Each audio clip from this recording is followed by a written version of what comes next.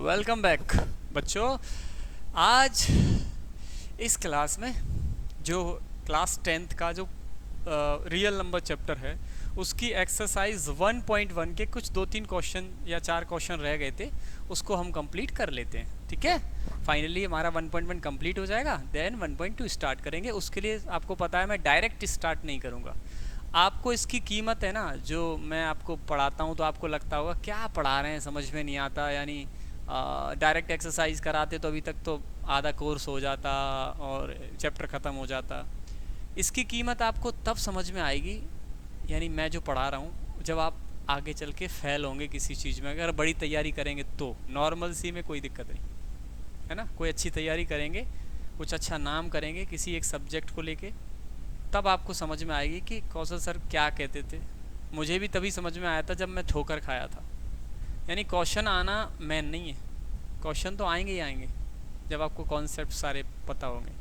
Main चीज़ है जब हम इंटरव्यू वगैरह लेते हैं ना, तब कुछ अलग ही हटके पूछते हैं जो आपके दिमाग में भी कभी नहीं आ सकता। ठीक है, चलें तो कुछ क्वेश्चन रह गए थे, उनको हम पूरा कर लेते हैं। क्वेश्चन शायद मेरे हिसाब से, हाँ ये एलसीएम वाला एचसीएफ वाला हो गया था। इसके बाद ये 4, 5, 6, 7 ये 4 क्वेश्चन रह गए, इनको हम कर लेते हैं। ठीक है, पहले इसको और खिसका देते हैं। दिख रहा होगा आपको, दिख रहा होगा, ठीक है।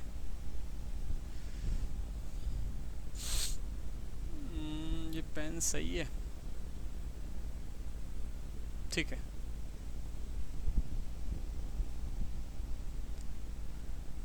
चलिए, question is given that HCF किस किस का, 306 का और 657 का कितना है, 9। Find LCM. एचसीएफ दिया है, एलसीएम निकालना है और दो नंबर्स भी आपको गिवन है। कौन कौन सी हैं, 306 और 657। आप चाहें तो एलसीएम निकाल सकते हैं। कैसे, डायरेक्ट भी निकाल सकते हैं, जो मेथड मैंने बताई कि आप फैक्टर करो सबसे पहले, और फैक्टर करने के बाद सारे बेस लिख लो, और सारे बेस लिखने के बाद कोई बेस डबल नहीं होना चाहिए, यानी रिपीटिंग इज नॉट अलाउड, और मैक्सिमम जो पावर है बेस की वो सारी की सारी लिख लो। ठीक है, तो चलो। लेकिन एक तरीका ये भी था, मैंने बताया था आपको कि एचसीएफ आपको गिवन है, एलसीएम निकालना है, लेकिन फर्स्ट नंबर और सेकंड नंबर गिवन है। यानी 4 चीज़ें और 3 चीज़ों वाला बताया था मैंने। 4 क्वांटिटी दी हो तो 3 क्वांटिटी, वो 4 क्वांटिटी का टोटल अगर कोई फॉर्मूला है तो 3 क्वांटिटी दी होंगी, और 3 क्वांटिटी का है अगर प्रोडक्ट ऑफ 2 नंबर्स का तो 2 क्वांटिटी आपको गिवन होंगी। ठीक है, यहाँ पे 3 क्वांटिटी गिवन है, तो फॉर्मूला लगा दो। तो क्वेश्चन नंबर 4 का सॉल्यूशन पहले तो आप लिखना सीखो कि कॉपी में या फिर एग्ज़ाम कॉपी में, इवन रफ कॉपी में, इवन फेयर कॉपी में आपको लिखना कैसे होता है। ठीक है, तो यहाँ पे क्या है, क्वेश्चन नंबर 4 का सॉल्यूशन। सबसे पहले गिवन, गिवन में क्या है, गिवन है HCF 306, 657 is equal to 9। Find LCM। तो आप क्या लगाओगे formula, HCF, we know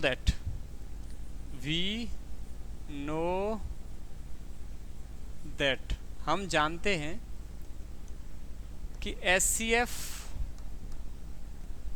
A, B into LCM A, B is equal to product of 2 number, या इसी को दूसरी लैंग्वेज बोल सकते हैं first number into second number. तो HCF लिख लिया, वो नंबर्स क्या हैं, A, B की जगह पे क्या है, 306, 657, वहाँ पे लिख दो 306, 657 into LCM 306 into 657 equal to first number है 306 इंटू सेकेंड नंबर 657। लिखने का तरीका एग्जैक्ट यही होता है। ठीक है, तब आपको नंबर अच्छे मिलते हैं। घर की सजावट अगर आप अच्छे से नहीं करेंगे, कोई भी चीज़ कहीं भी डली रहेगी तो घर बहुत बुरा लगेगा ना, फिर घर का मतलब ही क्या है। ठीक है, क्वालिटी तो ठीक आ रही है।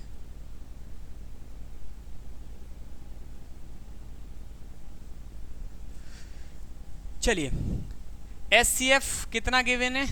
तो एचसीएफ गिवन है 9, तो इस जगह पे कौन आएगा? 9 इंटू लगाया, इंटू लगा दिया। एलसीएम निकालना है आपको, फाइंड करना है, तो जो चीज़ निकालनी होती है, फाइंड करनी होती है, उसको हम वैसे ही राइट कर देते हैं। इनका मल्टीप्लाई मत करो, पूछो क्यों नहीं करो, आप समझो बात को, इसलिए नहीं करना है कि आपको पता है कि एलसीएम एक ऐसी नंबर हो, वो सॉरी एलसीएम नहीं, एचसीएफ एक ऐसी नंबर होती है जो उन दोनों नंबर्स में डिवाइड करती है जिनका हमने निकाला है। तो मुझे बताओ, ये जो 9 का डिवाइड इसमें जाए, इनमें और इनमें दोनों में ही जाएगा कि नहीं जाएगा? क्योंकि एचसीएफ कॉमन आया इनसे, तो क्यों मल्टीप्लाई कर रहे हो? पहले मल्टीप्लाई, इतना बड़ा मल्टीप्लाई करोगे, फिर उसमें 9 का डिवाइड दोगे। अब रटना भी नहीं है कि नहीं 9 नीचे ही जाएगा इसलिए कटेगा, क्यों? अरे भाई इसलिए कटेगा कि एचसीएफ क्या है, एक ऐसा नंबर होता है हाईएस्ट से हाईएस्ट, वो दोनों नंबरों को डिवाइड करता है। अब इन दोनों नंबरों में 9 का डिवाइड जाएगा, चाहे अलग अलग दे के देख लो, मल्टीप्लाई करके देख लो। तो मल्टीप्लाई क्यों करो? बेवकूफ़ी है इतना बड़ा मल्टीप्लाई करने का। समझ में आ रही बात? तो क्या करोगे, इनका मल्टीप्लाई आपको नहीं करना है। अब क्या करोगे, 9 कहाँ जाएगा? नीचे। 9 कहाँ जाएगा? नीचे। क्यों? आप मेथड पढ़े होगे कि अगर किसी नंबर का किसी दूसरे नंबर में मल्टीप्लाई हो रहा है तो अदर साइड जाके डिवाइड होगा। ऐसे ही अगर कोई एक नंबर का या कोई एक टर्म का दूसरे टर्म में डिवाइड हो रहा है तो अगली साइड, यानी दूसरी जो साइड है, एलएचएस हो चाहे आरएचएस हो, दूसरी साइड जाके मल्टीप्लाई हो जाएगा। ऐसे ही किसी में प्लस हो रहा है तो दूसरी साइड जाके माइनस होगा, किसी में माइनस हो रहा है तो दूसरी साइड जाके प्लस होगा, यानी आगे का जो साइन है वो चेंज हो जाता है। मल्टीप्लाई है तो डिवाइड हो जाता है, डिवाइड है तो मल्टीप्लाई हो जाता है। ठीक है, चलो, तो 9 का मल्टीप्लाई हो रहा है तो नीचे कहाँ जाएगा? डिवाइड में। तो LCM 306 into 657 is equal to 30, क्या हो गया, कैसे गायब हो गया?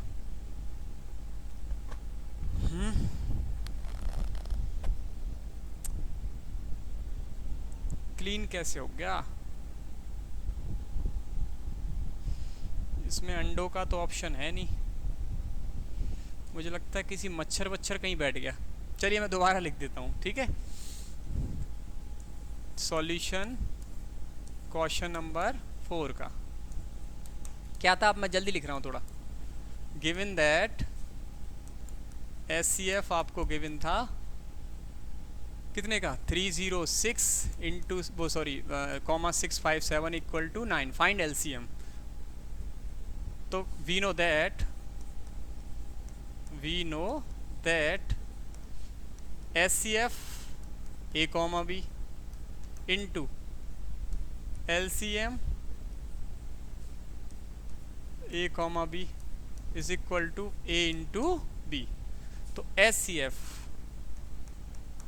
ए की जगह पे 306, बी की जगह पे 657, एलसीएम ए की जगह पे 306 इंटू बी की वो सॉरी कॉमा बी की जगह पे 657, ए की जगह पे 306 इंटू बी की जगह पे 657। इसकी जगह पे कितना रखोगे? 9 into LCM 306 comma 657 is equal to 306 into 659 का क्या होगा? डिवाइड। तो LCM 306 comma 657 is equal to 306 into 657 upon 9। अब 9 से दोनों ही कट जाएगा, चेक करने की जरूरत नहीं, क्योंकि ये एचसीएफ और एचसीएफ का डिवाइड तो जाएगा ही जाएगा। करो, कौन सा काटा? ये थोड़ा ज़्यादा टफ है, इसको काट देता हूँ। 9 7 जा 63, यानी 963। कितने बचे? 2 से हो जाएगा 27, तो 9 3 27, यानी 9 3 27, और 73 का मल्टी यानी 73 का मल्टीप्लाई आपको करना है। तो LCM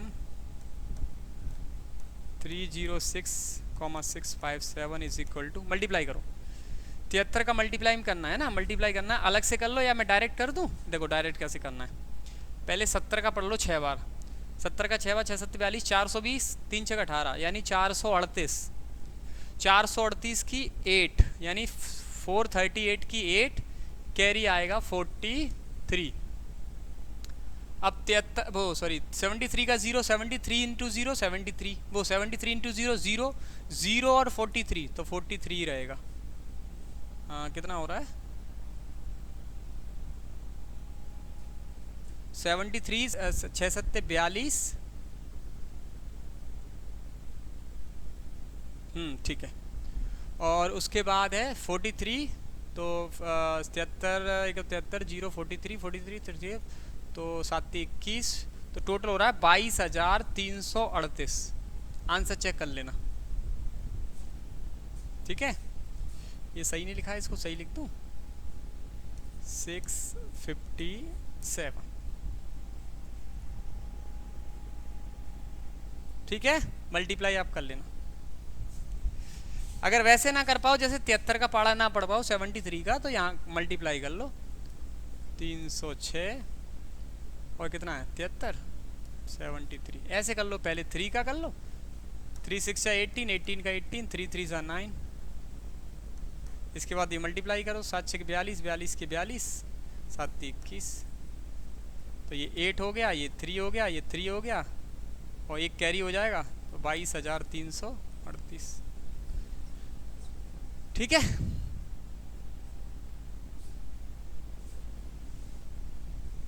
कर लो जल्दी जल्दी, कॉपी कर लो। ठीक है, वीडियो को पॉज करके कॉपी कर लिया करो।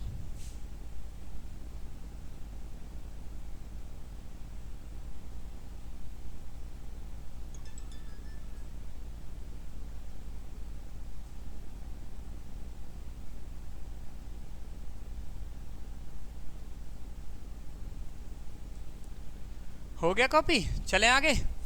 चलो, इसके बाद है नेक्स्ट क्वेश्चन, चेक वेदर 6 की power n can and with the digit 0 for any natural number n। Question समझो पहले अच्छे से, रटना नहीं है कुछ भी। चेक करना है आपको कि 6 की पावर n कैन सकता शक्ति के लिए आता है, कैन एंड, क्या 6 की पावर n एंड हो सकती है विद द डिजिट 0, यानी डिजिट 0 पे एंड। और एंड होने का मतलब होता है कि इसका जो यूनिट डिजिट है वो 0 आ सकता है। क्या एंड होने का मतलब ये है कि जैसे ये नंबर है, आपको ये पूछिए ये कितने पे एंड हो रही है तो आप बोलोगे 3। कितने पे एंड हो रही है 3 पे। अब इसके पीछे 0 लगा दूं तो कितने पे एंड हो रही है 0 पे। तो एंड का मतलब होता है यूनिट डिजिट, समझना इस बात को। तो 6 की पावर n है वो 0 पे एंड हो सकती है क्या, लेकिन कब, for any natural number n, यानी जो पावर n है ना वो क्या होना चाहिए, नेचुरल नंबर। अब नेचुरल नंबर ही नहीं पता होगा तो फिर आप वैल्यू रख ही नहीं पाओगे। नेचुरल नंबर यानी काउंटिंग नंबर, गिनती वाली। ठीक है, चलो क्वेश्चन नंबर 5 का सॉल्यूशन। देखो, डायरेक्ट सॉल्यूशन से पहले कुछ चीजें समझ लो। मुझे बताओ कि यूनिट डिजिट जो 0 है, यूनिट डिजिट 0 बोल दो या फिर एंड डिजिट विद 0 बोल दो। यूनिट डिजिट 0 या इसी को एंड डिजिट 0, एंड डिजिट 0 एक ही बात है।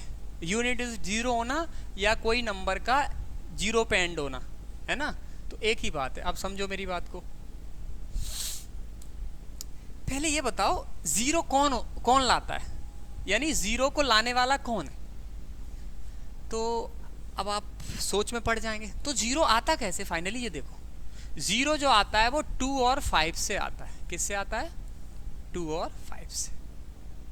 बताओ, देख लो, 2 और 5 से, यानी 2 की पावर m और 5 की पावर n, इससे आता है 0। कैसे, समझो। ये बताओ 2 और 5 का मल्टीप्लाई करोगे तो आंसर कितना आएगा 10, और 2 और 5 में अगर 3 का मल्टीप्लाई करोगे तो आंसर कितना आएगा 30। 2 में और 5 में 7 का मल्टीप्लाई करो तो कितना आएगा 70। मेरे कहने का मतलब ये है कि कोई दूसरा नंबर हो या ना, उससे कोई मतलब नहीं, मतलब तो हमें इससे है कि हमारे प्राइम फैक्टर में यानी फैक्टर करने में 2 और 5 अगर साथ साथ आ गए तो आप इस बात को समझ लीजिए कि 0 आना तय है, एकदम कंफर्म है कि 0 आएगा ही आएगा। बात समझ में आ रही बात? देखो समझो। अच्छा मुझे बताओ 2 की पावर 2 और इंटू 5 कितना आएगा? 2 की पावर 2 का मैं 4, 4 5 जा 20। अच्छा 2 की पावर 3 इंटू 5 की पावर 2, आंसर कितना आएगा? 5 की पावर 2 का हो गया 25 और 2 की पावर 3 की हो गया 8। 2 2 जा 4, 2 जा 8, आंसर कितना आएगा? 200। अच्छा एक चीज़ देखो, यहाँ पे सिंगल ही जीरो आ रहा था, यहाँ डबल जीरो आ रहा है, तो राज क्या है? पता कैसे चलता है कि हाउ मैनी जीरोज, यानी कितने जीरोज आएंगे वेलकम? तो कितने जीरोज आएंगे इससे मैं बता रहा हूँ। 2 और 5 पहले साथ साथ होने चाहिए, जीरो तभी आएगा, वरना जीरो आने का कोई चांस ही नहीं है। देख लो 2 के संग में 3 ले लो, चाहे 7 ले लो, चाहे 9 ले लो, चाहे 11, कुछ भी, सॉरी 9 तो नहीं कंपोजिट है, 11 ले लो, कुछ भी ले लो, मल्टीप्लाई करके देख लो, कभी भी जीरो नहीं आ सकता। 2 के साथ 5 होना चाहिए और 5 के साथ 2 होना चाहिए। इसका सीधा सीधा मतलब है 2 और 5 साथ साथ होना चाहिए। अब यहाँ पे कैसे पता करें कि कितने डिजिट कितने जीरोस आएंगे टोटल? तो मैं बता दूं 2 और 5 में पावर किसकी छोटी है? 2। कितना जीरो आया? 2। 2 की पावर 2 और 5 की पावर 1 में कौन छोटा है? 5 की पावर 1। कितना जीरो आया? 1। तो इसका मतलब समझे? इसका मतलब ये है कि जीरो लाने के लिए 2 और 5 चाहिए, और 2 और 5 साथ साथ हैं। फिर ये देख लो कि 2 और 5 में किसकी पावर कम है, उतने ही जीरोज आएंगे। अब कैसे जीरोज आएंगे बात समझो। होता क्या है कि 2 इंटू 5 10 बनाया, अब 2 की पावर 3 इंटू 5 का स्क्वायर, बात समझना। तो देखो समझो, इसमें से एक 2 निकाला, एक इसमें से 5 निकाला, तो क्या बनेगा? 2 इंटू 5। इसमें से एक 2 और निकाला, एक और 5 निकाला, तो क्या बनेगा? 2 इंटू 5। इसमें से एक 2 निकल आएगा, निकल आएगा। अब मुझे बताओ 5 जो है वो 2 बार आ चुका है, 2 बार ही थे यहाँ पे, क्या ये इसके साथ 5 आएगा? नहीं आएगा। तो एक जीरो तो ये बना रहा है, एक जीरो तो ये बना रहा है, क्या ये जीरो बनाएगा? नहीं बनाएगा, क्योंकि इसके साथ के लिए कितना चाहिए? 5। अब बात समझ में आ गई कि जिसकी पावर कम हो, जिसकी पावर कम हो, क्योंकि पेयर भी तो बनाने पड़ते हैं। जैसे किसी की पावर 10 है और एक की पावर 9 है, तो 9 टाइम्स 2 और 9 टाइम्स 5 तो पेयर बन जाएंगे। अकेला एक जो 10 वाला रह गया वो कैसे पेयर बनेगा? नहीं बनेगा ना। तो जिसकी पावर कम होती है उतने ही जीरोस आते हैं। ठीक है, अब बात समझ में आ गई। अब यहाँ पे हालांकि ऐसा क्वेश्चन पूछा नहीं, लेकिन मैं तुम्हें बता दिया हूँ, काम आता है। ठीक है, फ्यूचर में।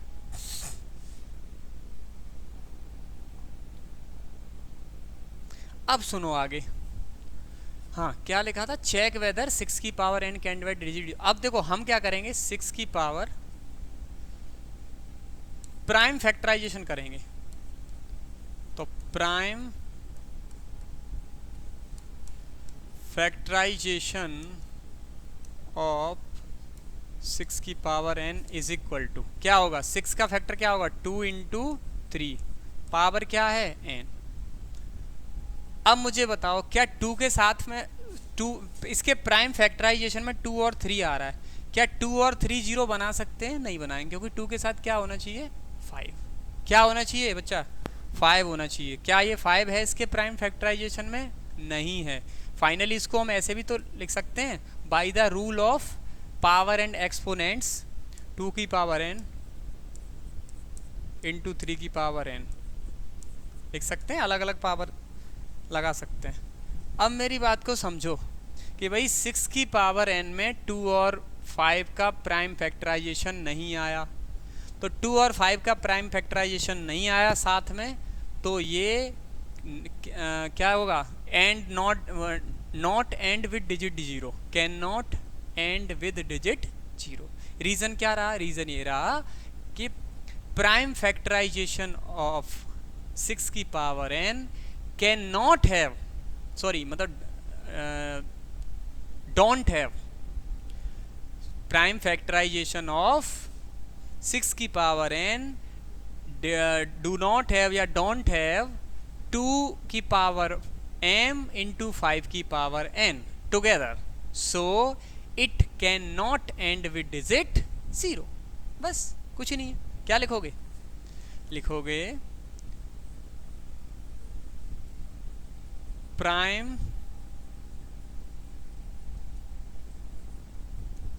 फैक्टराइजेशन ऑफ 6 की पावर n डोंट हैव या डू नॉट हैव 2 की पावर m इंटू 5 की पावर n टुगेदर, यानी साथ में 2 की पावर n और 5 की पावर n नहीं है। सो it can not end with digit 0। Question समझ में आ गया? रटा तो नहीं आपने? रटना नहीं बिल्कुल भी, क्योंकि 0 लाने के लिए 2 और 5 साथ में चाहिए। 2 और 5 साथ में 6 की पावर n के प्राइम फैक्टराइजेशन में है ही नहीं, तो ये डिजिट यानी ये जो है वो डिजिट एंड विद डिजिट 0 यानी can not end with digit 0, digit 0 पे एंड नहीं हो सकता। ठीक है,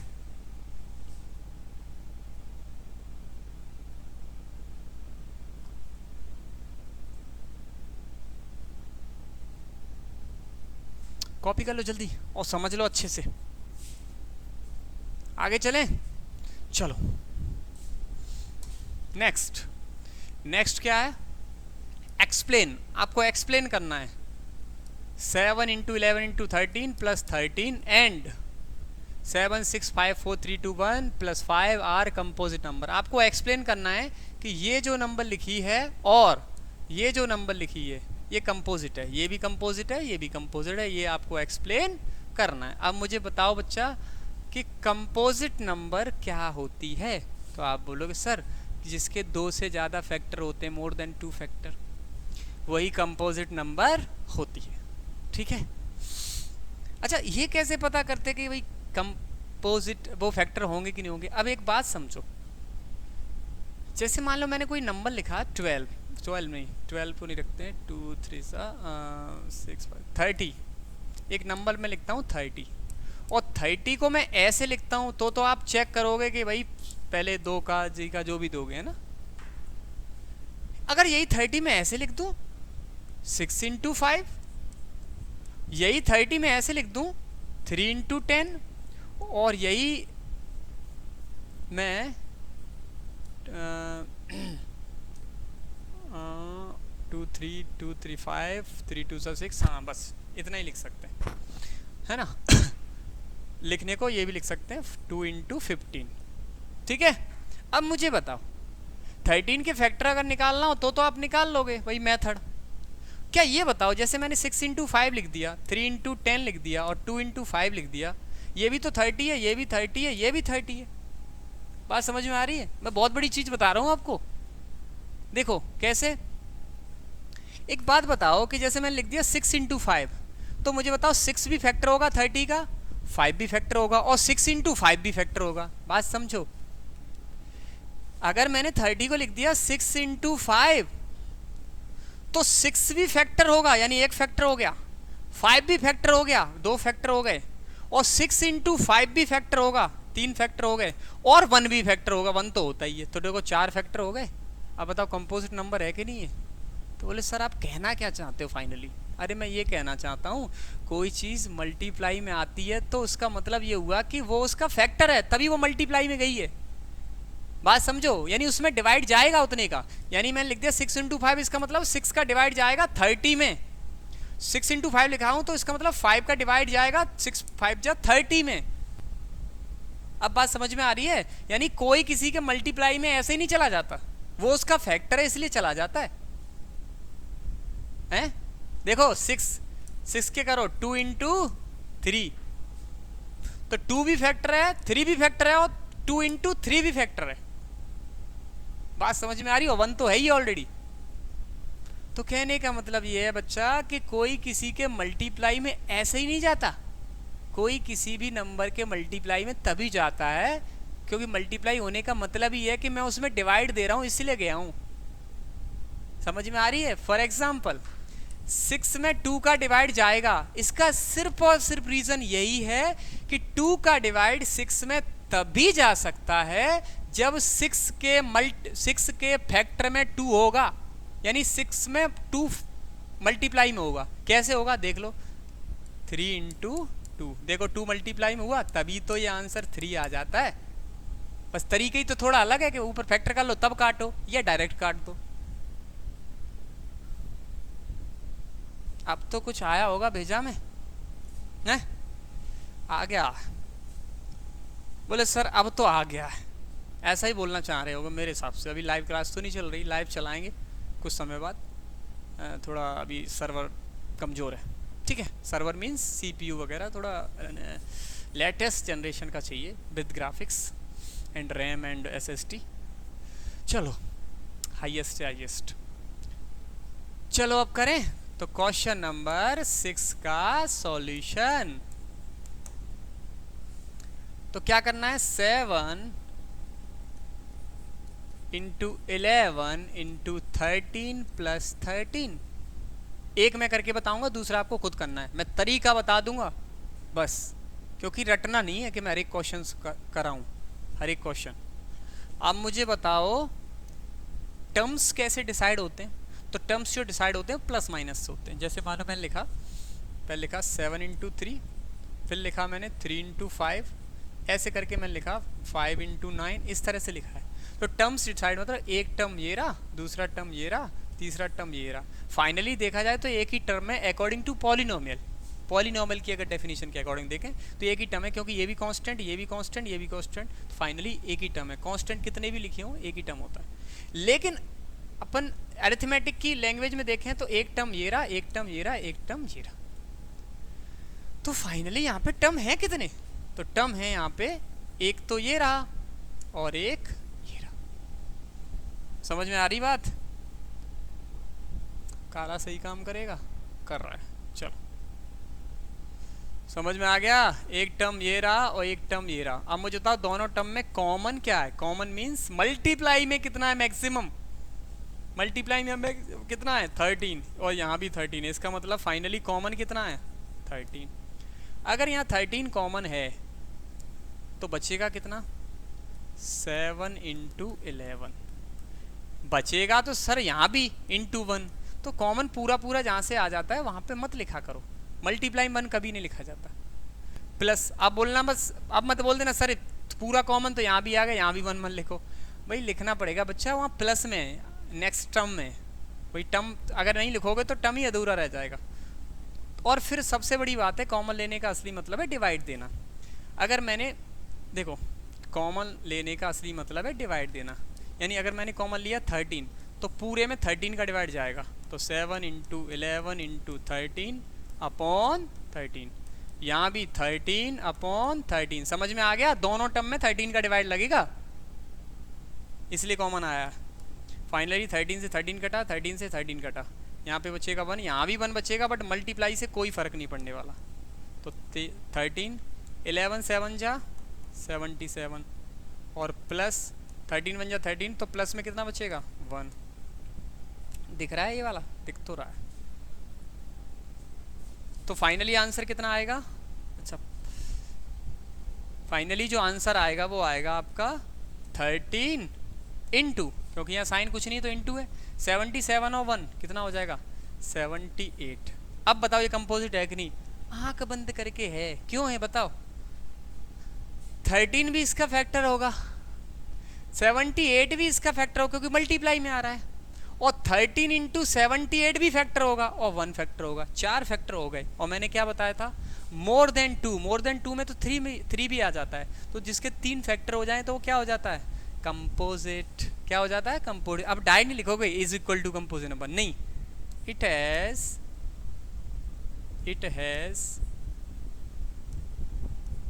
मोर than, it has more than 2 factors। Example पे लिखना है, 2 मोर देन 2 कौन कौन से हैं, 13, 78, 1। लिखने को भी दो भी है, इसका टू में भी डिवाइड, टू का भी डिवाइड जाएगा, बहुत हैं, लेकिन इतने बहुत हैं, मोर देन टू आ गए, मतलब more than two factors, so it is composite number. Next वाला आप खुद ही कर लोगे, ठीक है। कॉपी कर लो बच्चा और समझ लो अच्छे से।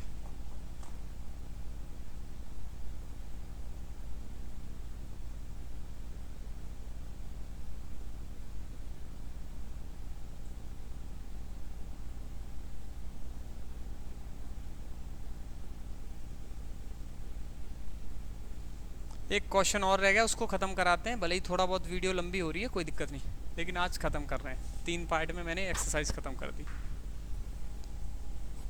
हालांकि एक्सरसाइज तो हमने हाल नहीं शुरू की थी। चलें आगे, चलिए। There is a circular path. There किस लिए आता है? जब हमारा सब्जेक्ट कुछ भी नहीं होता, तब वहाँ पे जो, हाँ, जब कोई सब्जेक्ट नहीं होता तब हम क्या यूज़ करते हैं? हम देयर, ठीक है। There is a circular path, एक सर्कुलर पथ, पथ माने होता है रास्ता, पथ माने क्या होता है? रास्ता, और सर्कुलर माने होता है सर्कल टाइप का, टाइप का नहीं, सर्कल ही, सर्कुलर, सर्कल टाइप का, यानी सर्कल ही होता है। पाथ अराउंड माने चारों ओर, ए स्पोर्ट्स फील्ड, यानी स्पोर्ट्स फील्ड के चारों ओर एक सर्कुलर पाथ है, पथ माने रास्ता। सोनिया टेक्स, टेक में एस लगी है, इसका मतलब प्रेजेंट इंडेफिनिट है, तो Sonia takes 18 minutes to drive 1 round, यानी सोनिया 18 मिनट लेती है एक राउंड लगाने के लिए। ड्राइव माने होता है, ड्राइव एक तरह से घूमने के लिए, मतलब एक चक्कर लगाने के लिए, है ना। तो एक राउंड लगाने के लिए ऑफ द फील्ड, यानी फील्ड का, इस वाले फील्ड का, सर्कुलर पथ वाले फील्ड का एक चक्कर लगाने के लिए सोनिया 18 मिनट्स लेती है, ठीक है। वाइल, जबकि Ravi takes 12 minutes for the same, यानी रवि जो है वो इस सेम, मतलब सेम चक्कर लगाने, एक ही चक्कर लगाने के लिए उसी ग्राउंड का 12 मिनट्स लेता है। सपोज, आगे चलो, सपोज, कहाँ गया question? Suppose they both start, they मतलब वे दोनों, बोथ स्टार्ट, वे दोनों स्टार्ट करते हैं एट द सेम पॉइंट, किसी भी एक सेम पॉइंट से स्टार्ट करते हैं, and the same time, same time पे करते हैं, and go in the same direction, same direction में जाते हैं, एंटी क्लॉकवाइज या clockwise. After how many minutes, मतलब कितने मिनट बाद, विल दे मीट, मिलेंगे, वे मिलेंगे अगेन, यानी दोबारा, एट द स्टार्टिंग पॉइंट, यानी वे स्टार्टिंग पॉइंट पर दोबारा कब मिलेंगे। बात समझ में आई? क्वेश्चन पहले अच्छे से समझ लो बच्चा। क्वेश्चन ये था कि एक सर्कुलर पाथ है, उसके चारों ओर एक सर्कुलर फील्ड है ना, एक सर्कुलर पथ है, उसके चारों तरफ फील्ड है, जैसे हम आर्मी वाला चक्कर लगाते हैं ना 400 मीटर का, लेकिन वो एकदम गोल तो नहीं होता, थोड़ा बहुत अंडाकार हो जाता है ना। तो अगर सर्कुलर पथ है और चारों तरफ चक्कर लगा रहा है, रवि जो है वो 18 मिनट लेता है, और सोनिया लेती है 18 मिनट, रवि लेता है 12 मिनट। मुझे बताओ फास्ट कौन है यहाँ पे? तो जो टाइम जिसको कम लग रहा है वो फास्ट है, और जिसको टाइम ज़्यादा लग रहा है वो स्लो है। तो बताओ यहाँ साबुन स्लो किसका है? सोनिया का, क्योंकि सोनिया 18 मिनट ले रही है, जबकि रवि जो है वो 12 मिनट ले रहा है, तो 12 मिनट यानी 6 मिनट कम ले रहा है। इसको हम प्रैक्टिकली समझें पहले तो बहुत अच्छा समझ में आएगा, बहुत अच्छा, फिर आपको पता चल जाएगा फाइनली करना क्या है। अच्छा मुझे एक बात बताइए, ये एक सर्कुलर फील्ड है और यहाँ से मैं स्टार्ट कर रहा हूँ दोनों का, ठीक है, समझो। तो एक चक्कर यानी अच्छा मुझे बात बताओ, जैसे हमें कोई चीज़ करनी होती है तो टाइम तो सेम मिलता है ना, मेरी बात को समझना, आपको ऐसे समझाता हूँ। जैसे ये है आपका जैतपुर, अभी समझ में आ जाएगा बिल्कुल, जैतपुर का चौराहा, और ये है आपका बा। कोई प्लेस मान लो, देखो बाहर के बच्चे देख रहे हो जो मतलब बहाजतपुर नहीं जानते हो तो कोई दिक्कत नहीं, अपना अपना प्लेस मान लो, कोई भी एक प्लेस है। इन दोनों के जो बीच की डिस्टेंस है वो है एक्चुअल में वैसे 10-11 किलोमीटर है, तो मैं 10 किलोमीटर मान लेता हूँ। अब एक गाड़ी जो है इधर से चल रही है और एक गाड़ी इधर से चल रही है। ये जो इसकी जो रेस है ना वो है 7 किलोमीटर पर आवर और इसकी है 3 किलोमीटर पर आवर, यानी 1 घंटे में 7 जाती, 1 घंटे में 3 जाएगी। अब मेरी बात समझो, ये इसको भी मैं टाइम 1 घंटा दे रहा हूँ और इसको भी टाइम में 1 घंटा दे रहा हूँ, तो अब मुझे बताओ ये 1 घंटे में कहाँ तक चल पाएगी? 3 किलोमीटर यानी 3 किलोमीटर यहाँ तक, और यही 1 घंटे में कहाँ चली जाएगी? 7 ये चल जाएगी। तो फाइनली ये डिस्टेंस कवर हो गई। ये मिल गए कि नहीं मिल गए? मेरी बात को समझे, टाइम सेम मिलता है, कितनी भी कोई फास्ट हो टाइम सेम मिलता है।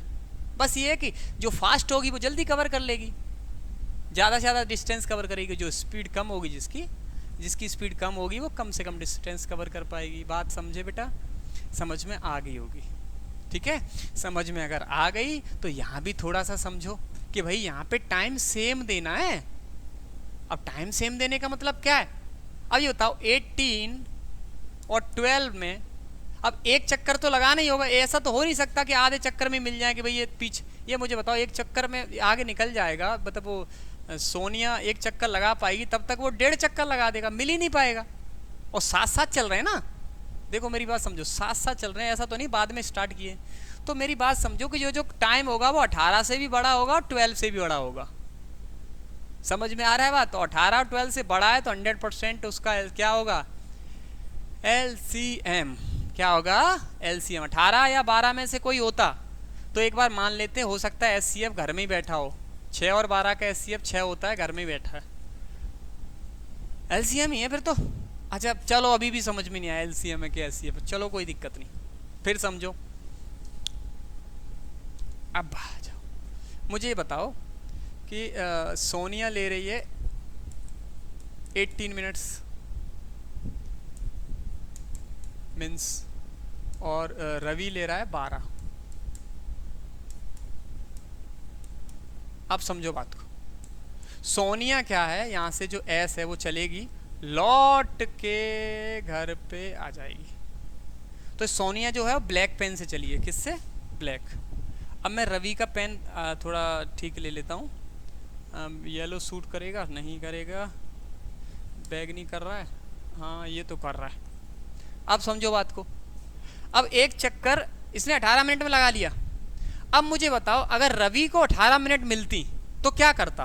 तो रवि क्या करता? रवि चक्कर लगाता और 18 मिनट में, देखो 12 मिनट में तो पूरा चक्कर लगाया था क्योंकि 12 मिनट लग रही हैं, 6 मिनट में आधा और लगा लेता, यानी यही जो रवि है वो आधे पे और पहुंच जाता।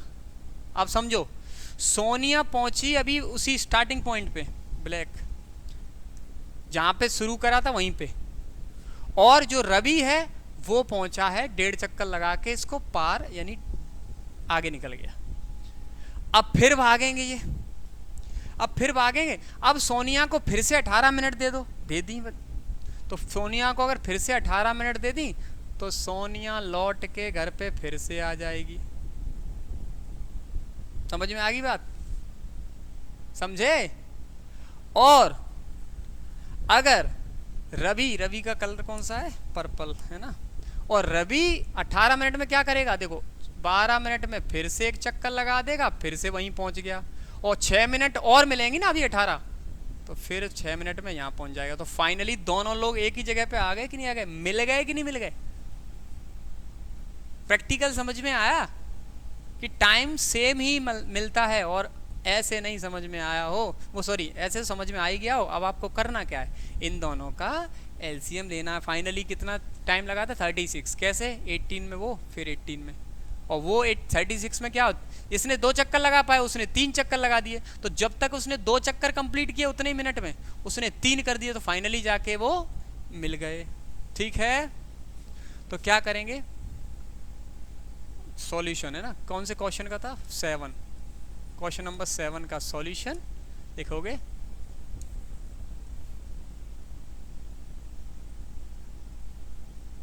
We take LCM of 12 minutes, 18 थी पहले, 18 मिनट्स एंड 12 मिनट्स। ठीक है, चलो एलसीएम वो सॉरी एलसीएम और एचसीएफ तो आपको बता दिया था, तो एलसीएम निकालना है।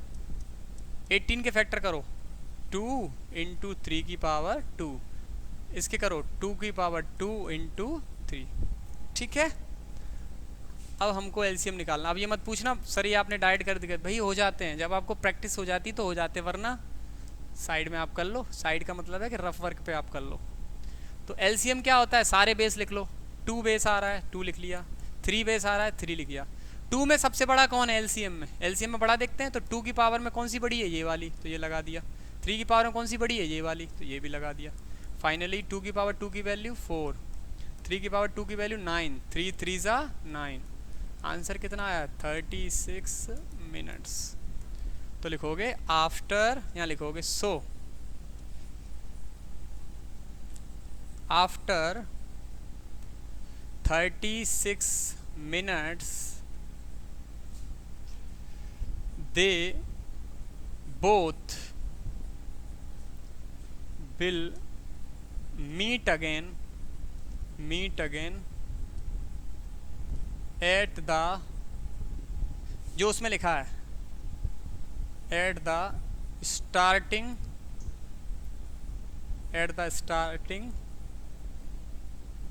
पॉइंट। ठीक है, मतलब 36, ये लैंग्वेज लिखना बहुत ज़रूरी है, ऐसे नहीं आंसर दे दिया और फिर। 36 मिनट्स बाद